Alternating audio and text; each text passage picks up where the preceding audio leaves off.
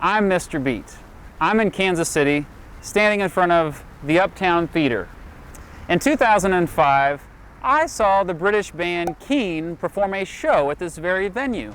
After they finished playing a song, the lead singer, Tom Chaplin, said it was the band's first time in Kansas. Many members of the crowd immediately booed him for saying that. Why?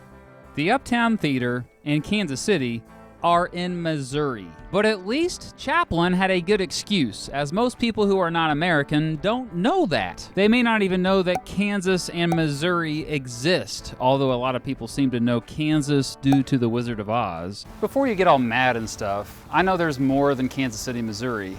Across the street, there's Kansas City, Kansas, too. Most of my wife's family is from that Kansas City, the one in, Kansas. But Kansas City, Kansas, or KCK, is often overshadowed by Kansas City, Missouri, or KCMO, due to the fact that it's more than 3 times larger and has the majority of attractions that, quote, Kansas City is known for. Sure, KCK has the Kansas Speedway and Sporting KC, but KCMO has the Power and Light District, the Sprint Center, the World War I Museum, Westport, the Country Club Plaza, the Royals and the Chiefs, and Brian Busby. So there are 2 Kansas Cities. But why is the Kansas City most people think of the one that's in Missouri? Well, strangely, Kansas City, Missouri existed first. Known as the City of Kansas, it was incorporated on February 22nd, 1853. Its residents named it after the Kansa, a Native American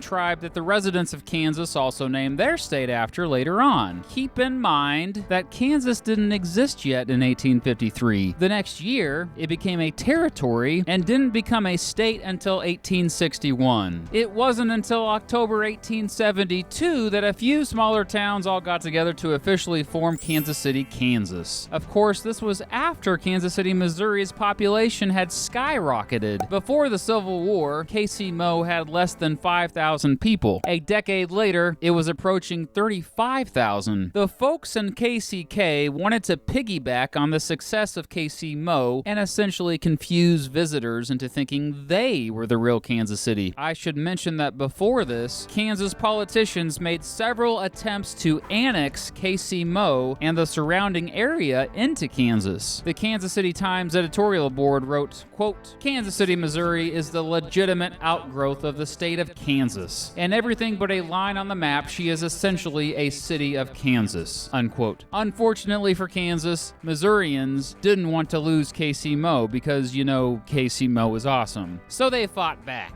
Since then, the 2 cities and their suburbs have thrived in their own ways, but KCMO often dominates the headlines. Freaking KCMO. Anyway, how about this street behind me? It divides not just KCK and KCMO, but it also divides Kansas and Missouri further to the south. It's called State Line Road, and it's one of the most unique borders in the world. A street that divides 2 states presents unique challenges.